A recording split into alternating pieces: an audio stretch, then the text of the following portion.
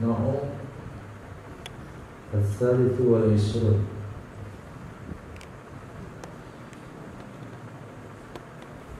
تفضل.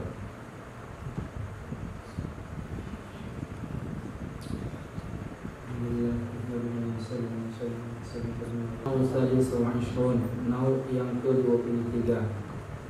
Sifat man tuqbalu riwayatuhu wa ma yata'allaqu bihi wa fi ihdaha ajma'a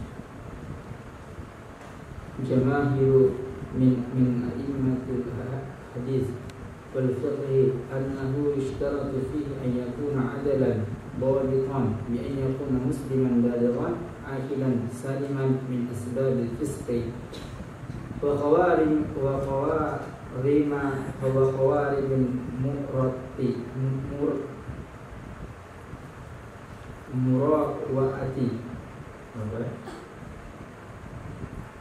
muru'ati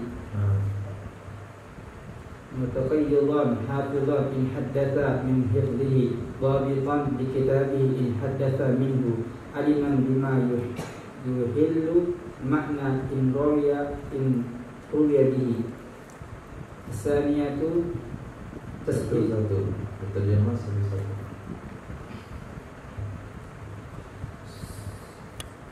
Nauk yang ke-23 adalah sifat orang-orang yang diterima riwayatnya dan hal-hal yang berkaitan dengannya. Pada hal-hal yang berkaitan, indah salah satunya ialah ajma'u, telah ijma' oleh sebagian ulama besar daripada imam-imam hadis dan imam fiqh bahwa jamaahir, apa makna jamaahir? Sebagian besar jumhur. Okey. Daripada imam-imam hadis dan imam fiqh sesungguhnya disyaratkan padanya riwayat bahwa adalah orang tersebut adil dan dhabit dengan bahwa adalah ia seorang yang meriwayatkan tersebut muslim dan baligh lagi berakal saliman dalam keadaan dia terselamat daripada sebab-sebab yang membuat dia fasid dan yang mencederai daripada harga diri. Oke, di sini ada hal yang tidak dikaitkan oleh musannaf. Pertama sebab-sebab fasik, yang kedua khawarij al-muru'ah. Bisa dikasih contoh dua hal itu?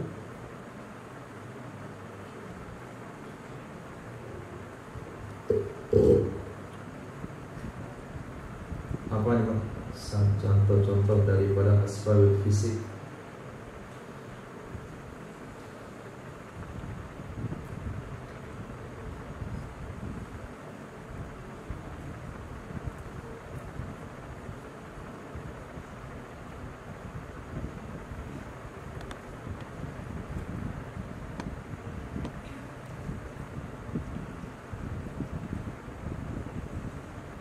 Sebab-sebab fasid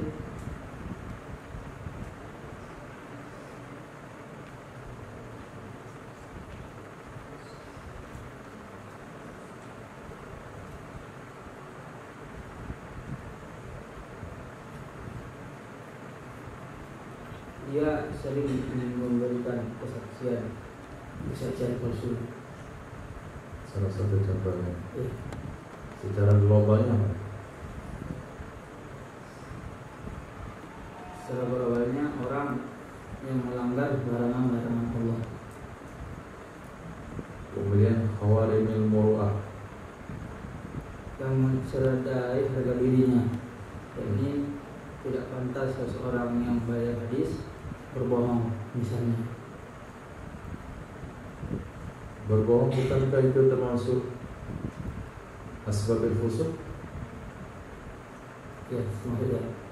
Sekarang khawarij al-muru'ah, Tidak jaga amanah. tidak jaga amanah atau khianat. Khianat bukankah asbabul fusuq? Masuk juga asal itu. Tapi khawarij al-muru'ah Ya. masuk juga kedua-duanya.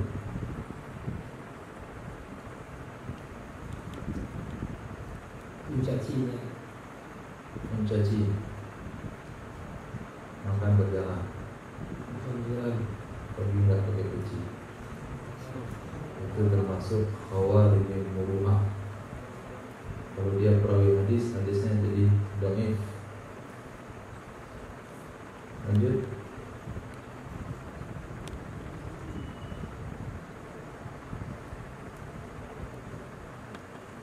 Tanggapnya hafizan orang yang hafiz hadis, jikalau Mutayaqqidan hafizan, makna tersendiri, tidak ada hubungan makna yang digabung.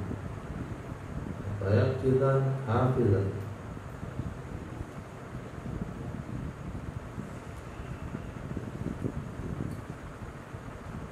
orang yang tanggap, orangnya tanggap. Terus hafiz hadis, hafiz hadis, jikalau ia meriwayatkan hadis daripada hafalannya. Dobit ialah dobit bagi kitabnya, jikalau ia meriwayatkan hadis darinya kitab. Oke, di sini ada dua syarat alternatif, nggak mesti keduanya tergabung. Hafiz kalau dia rekan hadis dari hafalan, dobit di kitabi kalau dia rekan hadis dari kitabnya. Apa makna daripada dobit di kitab di kitabi?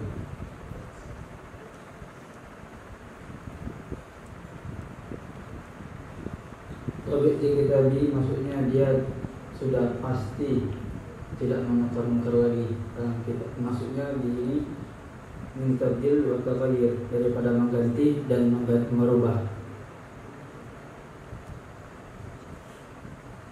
Artinya dari mengganti dan merubah maksudnya Seseorang kan menulis hadis, dobit hadis itu menulis. Jadi seorang yang dikatakan dobit, dia tidak lagi mengganti apa yang ditulis, yakni ada perubahan mungkin dalam hafalannya dia ganti, atau taghayyur, dia mendengar hadis yang lain kemudian dia hadisnya ini salah, dia rubah hadis tersebut. Berarti hal tersebut dia tidak dobit. Kalau dobit, dia walaupun dia mendengar hadis ini dari orang lain dia tidak ganti, walaupun ada hadis yang bisa yang salah dia tidak mengganti hadis tersebut, merubah hadis tersebut. Itu dikatakan dobit dia kitabi. walaupun dia salah dalam menulis nggak mau mengganti. Bukan maksudnya, cuman sama maknanya tapi pasnya mungkin berbeda. Jadi dia nggak mau ganti. Bersekukuh dengan apa yang dia tulis gitu, itu mana lebih? Bukan bersyukur dengan apa yang dihafal, apa yang dia hafal dari guru-gurunya. Ini bukan hafiz, tapi dobit li kitabi.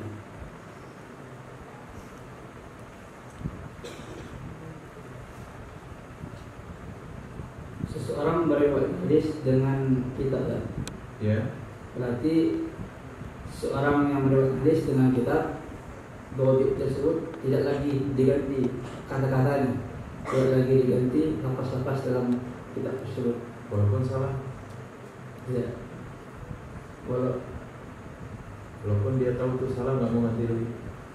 Ganti ya. Tapi dia nggak dobit ketika dia mengganti barang salah. Maksudnya dobit di sini bukan kesalahan tersebut, kesalahan yang sama dengan hadis yang lain. Kalau ternyata hadis itu salah, mungkin hadisnya dia bukan dhaif, maka dia ganti ya. Jadi apa mana dobit itu sendiri?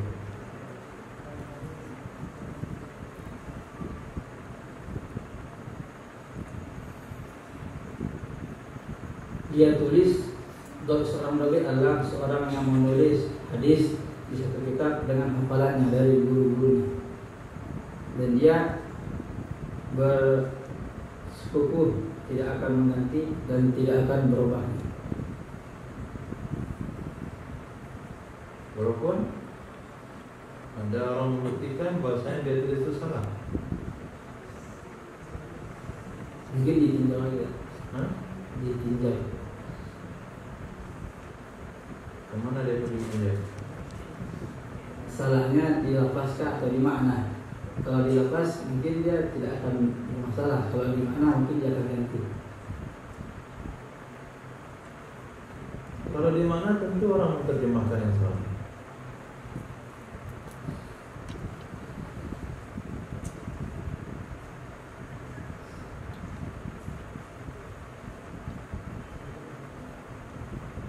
Dobit li kitabi, seseorang yang sudah terbukti bahasanya tulisan yang dia tulis itu tepat dengan apa yang disampaikan, tidak kurang satu kata, tidak lebih satu huruf.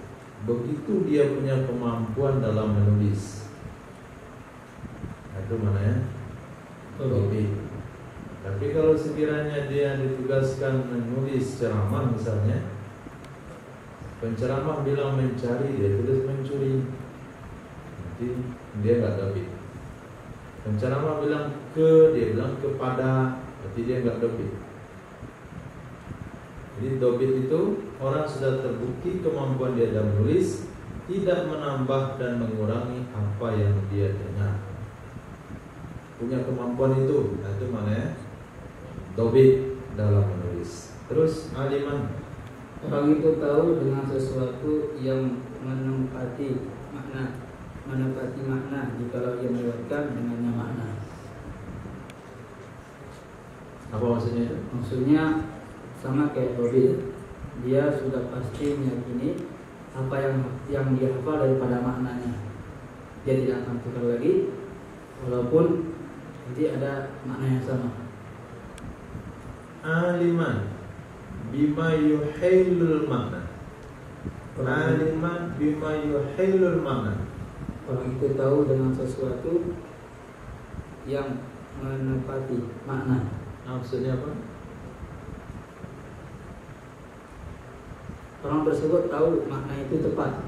Mana itu tepat? Jikalau hadis tersebut dilewatkan dengan makna.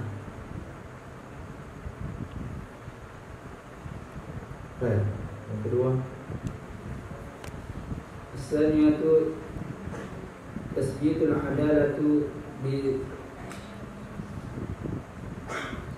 bitansisil adalaini alaiha aw bil istifadati faman ishtarahat adalatu faman ishtaharat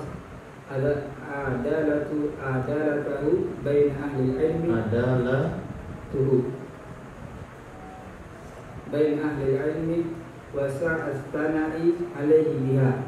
sanadi, kenapa baca sanadi? Sana'u Untuk fa'il daripada syah, dipikirkan sebelum dibaca. Nah, kafa fiha al-maliki wa sufyanaini wal auza'i wa syafi'i wa ahmad wa ashbahihim.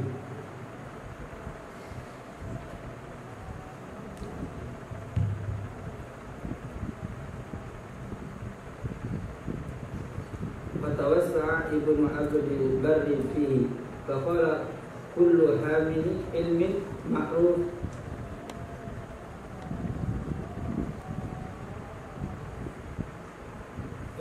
ma'rufun al-aniyati bihi mahmulun abadan ala kullu hamili ilmin ma'rufil aniyati bihi. Kenapa aniyati? Lihat hurufnya.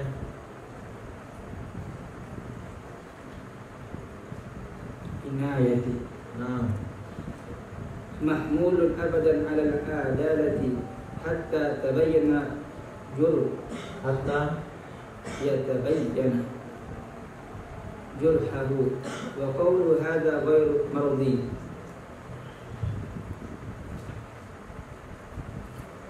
Yang kedua adalah resmi keadilan tersebut dengan diakui dua orang adil atas keadilan tersebut, atau dengan tersebar luas maka orang-orang yang telah termasyhur dengan keadilannya di antara ahli ilmu dan tersebar luas sanjungan terhadapnya dengannya keadilan, maka telah niscaya hal itu telah cukup padanya keadilan, seperti Imam Malik dan dua Sufyan, yakni Sufyan ibnu Sa'id dan Sufyan as-Tsauri. Baru Sufyan ibnu Sufyan bin Uyainah. Lagi seperti Sufyan Ats-Tsauri. Dan Imam Auza'i, dan Imam Syafi'i, dan juga Imam Ahmad, dan orang-orang yang serupa dengan mereka.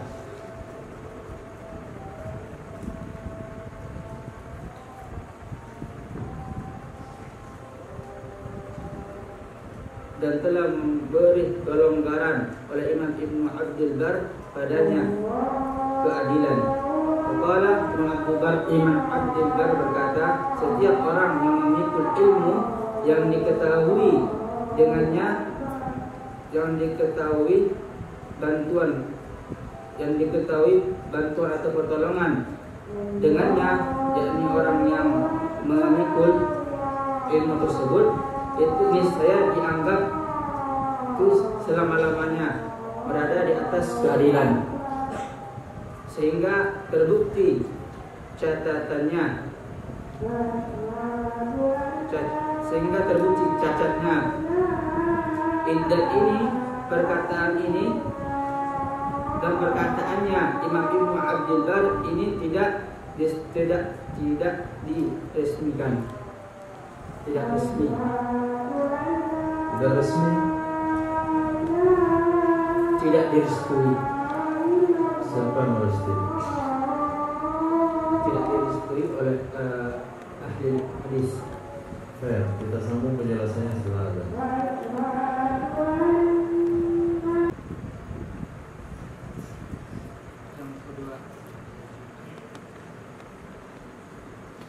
Yang kedua tersebut adalah meresmikan keadilan. Di mana diresmikan? Resminya keadilan seseorang.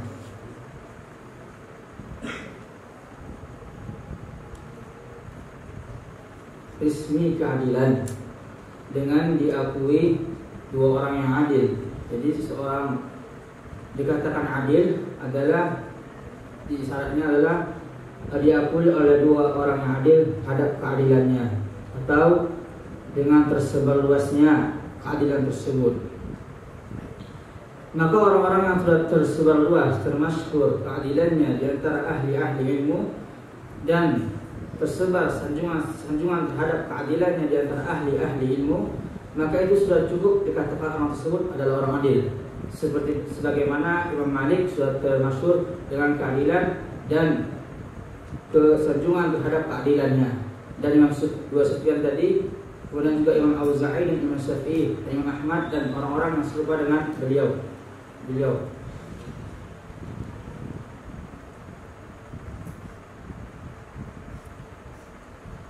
Di segi keadilan tersebut, Imam Ibnu Bar itu memberi kelonggaran, yakni definisi daripada keadilan tersebut. Imam Ibnu Bar memberikan kelonggaran. Beliau mengatakan, setiap orang yang memikul ilmu yang diketahui bantuan pertolongan dengannya memikul ilmu, niscaya orang itu sudah dianggap selama-lamanya orang adil, berada di atas keadilan. Apa makna daripada ma'rufil inayati bih?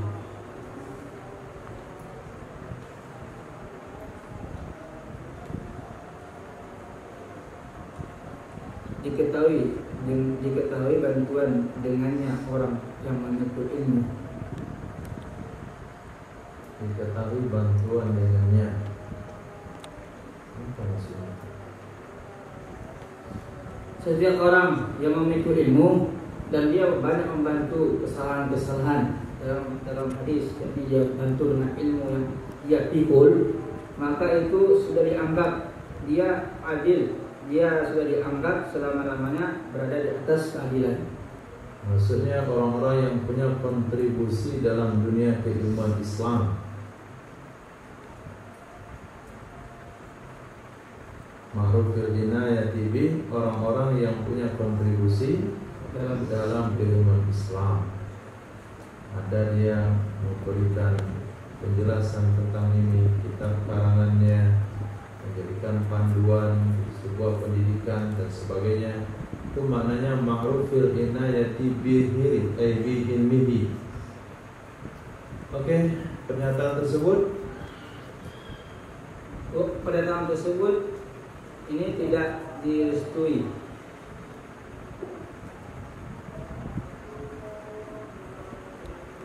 Dan ini hadis yang diriwayatkan tersebut dari jalur yang diinginkan hadis tersebut mursal atau mudhal. Kenapa pembahasan yang kemana-mana?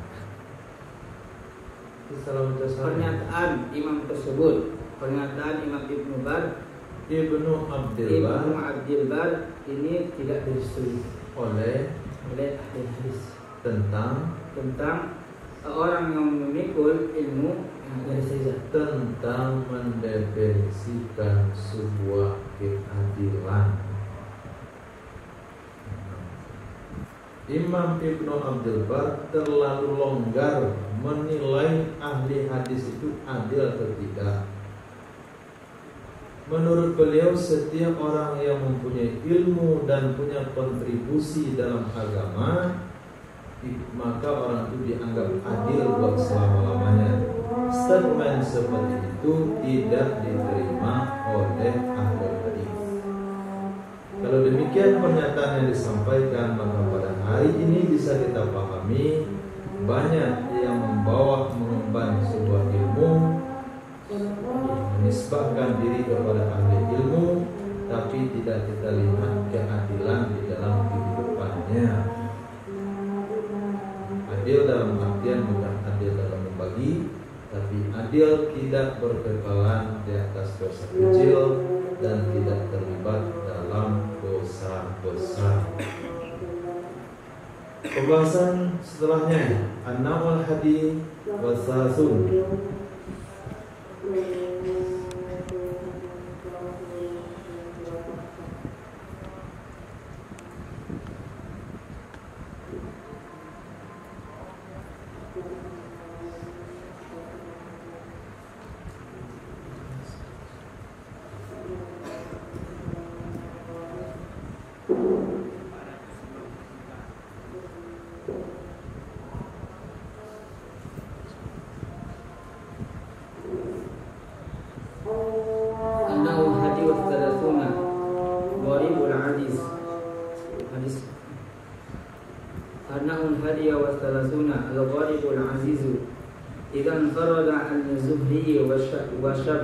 وشبهه ممن يجمع حديثه رجل بحديث سمي غريبا وإن انفرد اثنان أو ثلاثة سمي عزيزا فإن رواه جماعة سمي مشهورا ويدخل في الغريب من فرد راوي بروايته أو بزيادة في متنه أو إسناده.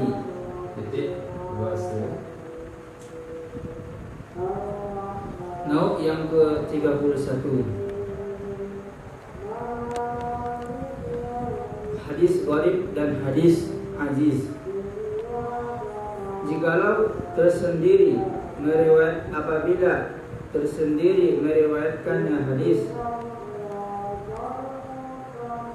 apabila tersendiri meriwayatkan daripada Imam Zuhri dan seumpamanya Imam Zuhri dari ulama-ulama yang dikumpulkan hadisnya oleh seseorang dengan satu hadis, maka disebutlah hadis gharib.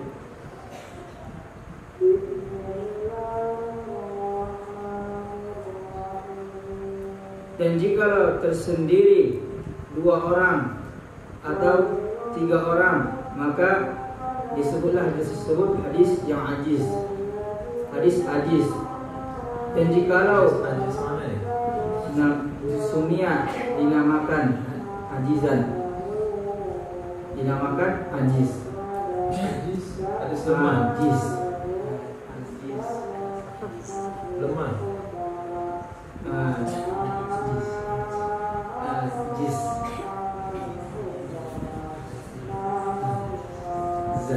Ajiz. Nah, hadis aziz. Kira hadis ajiz tadi. Jika meriwayatkannya oleh jamaah, maka disebutlah hadis tersebut masyhur. Dan masuk dalam kategori hadis gharib adalah hadis yang tersendiri perawinya dengan riwayatnya atau dengan penambahan pada matanya atau dengan penambahan dalam sanadnya. Coba dijelaskan sejelas-jelasnya.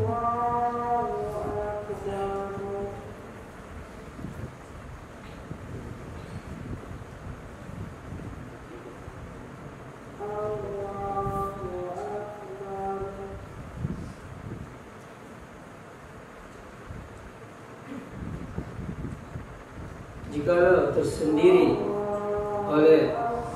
tersendiri meriwayatkan dari Imam Zuhri, tersendiri meriwayatkan daripada Imam Zuhri dan farada fil madi, mana fa'ilnya?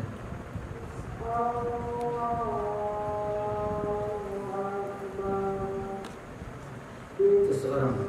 Mana seseorang itu?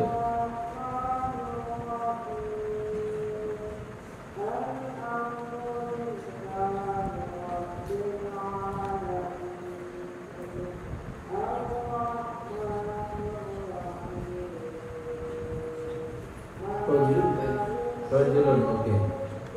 Jadi apabila ada satu orang meriwayatkan terus daripada Imam Zuhri dan dari seumpama Imam Zuhri atau imam yang lainnya, daripada ulama-ulama yang hadisnya itu dikumpulkan, seorang tersebut dia infarad dengan satu hadis, dia berdiri sendiri dengan satu hadis, maka disebut hadis itu hadis gharib.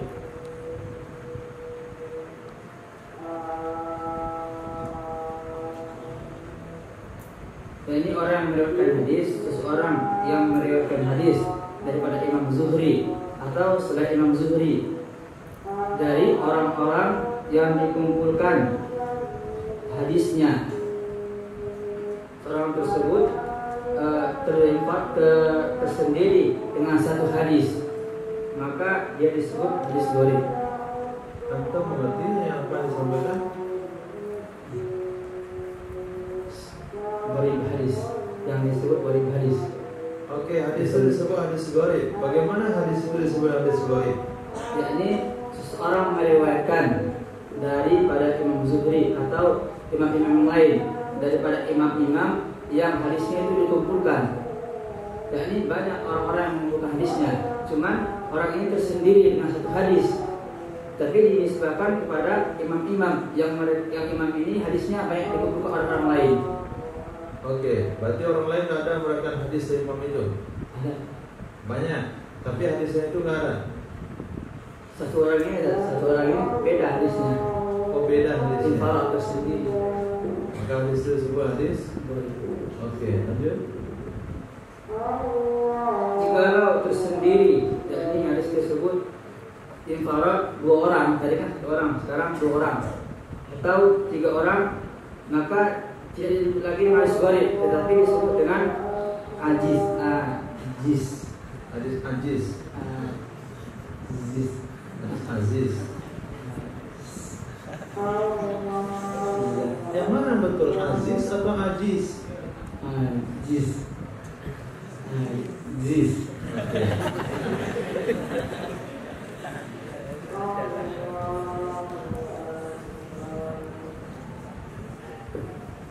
Lanjut.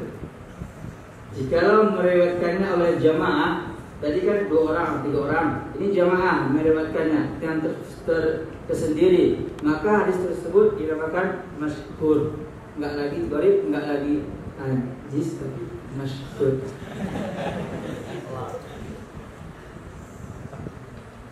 Oke, terus masuk dalam kategori hadis gharib, hadis yang tersendiri oleh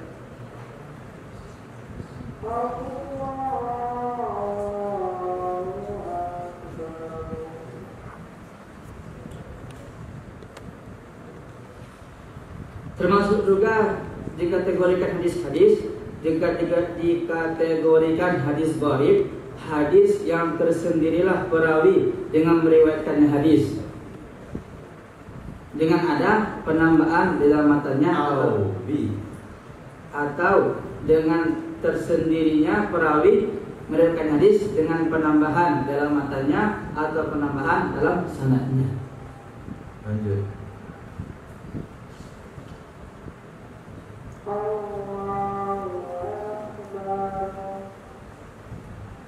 ولا يدخل في أفراد البلدان وينقسم إلى صحيح وغيره وهو غالب وإلى غريب متنا وإسنادا كما لو انفرد بمتنه واحد وغريبا إسنادا كحديث روى متنه جماعة من الصحابة انفرد واحد بروايته عن صحابي آخر وفيه يقول الترمذي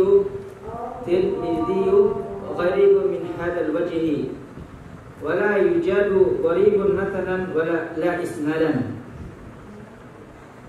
إلا إذا اشتهر الفرد فرواه عن المنفرد كثيرون صار غريبا مشهورا غريبا مثلا لا إسنادا بالنسبة إلى أحد الطرفيه حديث إنما الأعمال بالنيات. Nah, dijelaskan.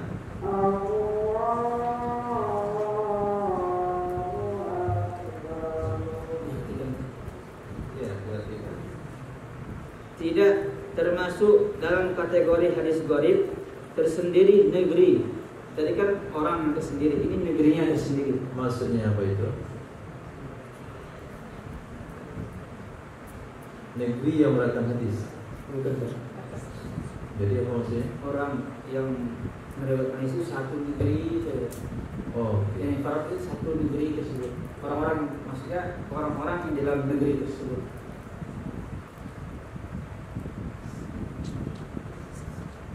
Dan terbagi hadis gharib kepada hadis sahih. Bagaimana dan selain hadis sahih itu sudah biasa. Apa yang sudah biasa? Jadi terbaginya hadis gharib kepada hadis sahih. Biasa.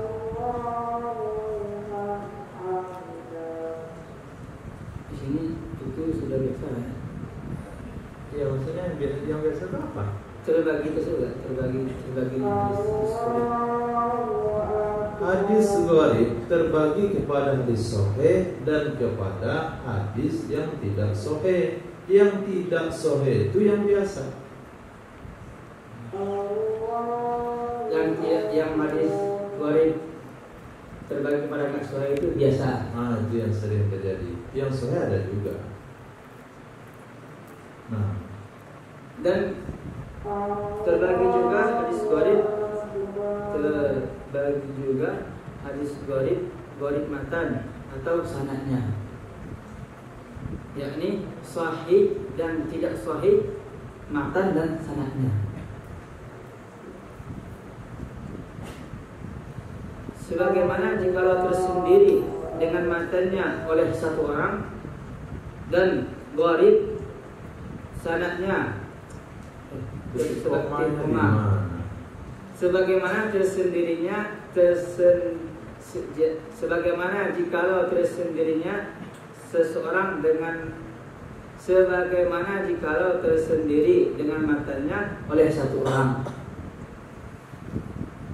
Gharib isnad adalah seperti hadis yang meriwayatkan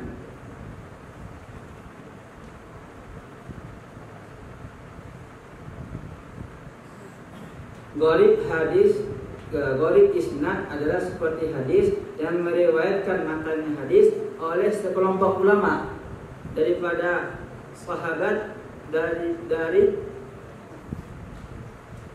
seorang sahabat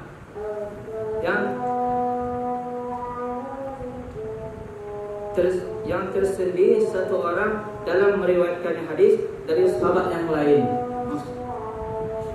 Maksudnya gharib sanad di sini adalah orang yang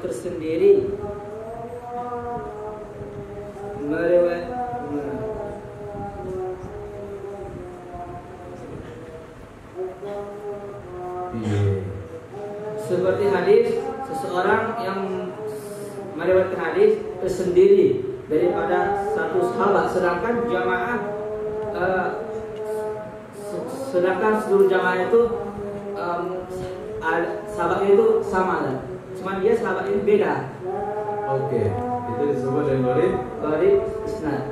Nah, Dan padanya pendapat yang Imam Tirmidzi, berkatalah Imam Tirmidzi, gharib min hadzal wajah, gharib menurut ini cara jalur ini, la yujadu gharib. apa maksud wafi yaqulu Tirmidzi gharibun min hadzal wajah? Pendapat tersebut adalah pendapat gharib isnad tadi. Ya. Itu menurut Imam Tirmidzi gharib. Menurut imam lain juga gharib. Imam Tirmidzi doang.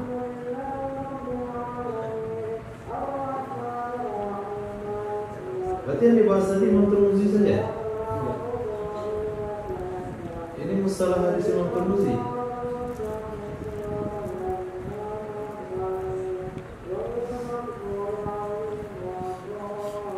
Pada pembahasan itulah yang Tirmidzi berkata. Nah, apa kata Imam Tirmidzi? Gharib dari jalur ini. Di mana beliau berkata? Ada pembahasan itu. Pembahasan tadi. Inna lillahi wa inna ilaihi raji'un.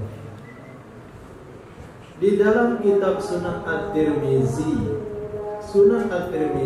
di bawahnya ada komentar Imam Tirmizi setiap hadis. Qala Abu Isa gharibun min hadzal wajah. Qala Abu Isa hadisun hasanun sahih. Qala Abu Isa hadisun hasan gharib. Apabila ada perkataan Imam Tirmizi dalam Sunan At-Tirmizi gharibun min hadzal wajah, nah itulah yang dimaksudkan pembahasan di atas tadi. Terus mas sedikit lagi. Dan tidak akan ditentukan gharib Yujadu, dia tidak ditemukan. Tidak akan ditemukan gharib matan, tidak juga gharib sanad. Jadi kalau menemukan gharib itu tidak ditemukan gharib matan dan tidak juga gharib sanad. Tidak dimasukkan gharib matan, tidak ditemukan gharib sanad. Sementara hadis gharib terbagi pada gharib matan dan gharib sanad. Tidak akan ditemukan gharib matan, satu matan, dan dia juga gharib satu isnad.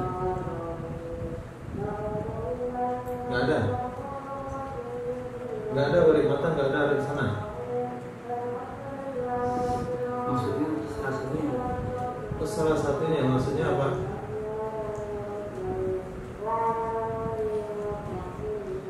Gharib matanya saja, Gharib matanya saja. dan tidak juga gharib isnadnya saja. Oh gitu. Gharib matanya saja, tidak juga gharib sanadnya saja.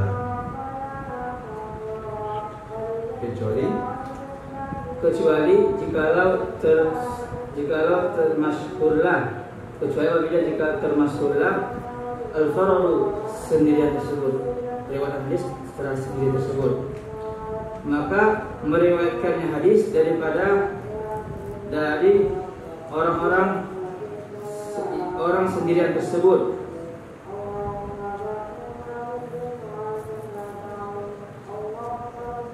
Maka meriwayatkan hadis daripada orang yang tersebut oleh kebanyakan ulama, jadilah hadis tersebut gharib masyhur. Jikalau ada seseorang meriwayatkan hadis dengan sendirinya, kemudian banyak orang-orang yang meriwayatkan hadis, maka tidak lagi dia disebut dengan gharib, jadi gharib masyhur. Maksudnya katsirun itu meriwayatkan hadis dari siapa?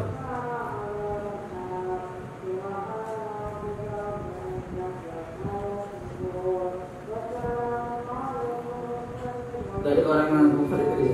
Dari orang munfarid tadi. Dia meriwayatkan hadis dari gurunya munfarid. Kemudian dari dia diriwayatkan oleh orang banyak. Hadisnya jadi gharib masyhur. Gharib masyhur. Gharib dari dia ke gurunya, masyhur dari dia ke Gurunya. nah Sedikit lagi. Gharib al-matanan, gharib matanya tidak sanadnya. Dengan dinisbahkan kepada salah satu dua jalur, dua sisi, seperti hadis innamal a'malu binniyah.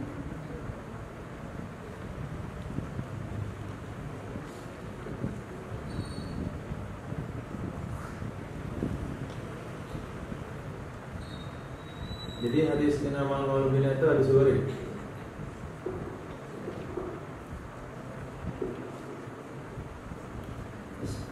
Gharib matanya tidak sanadnya. Matanya gharib, sanadnya tidak. Dengan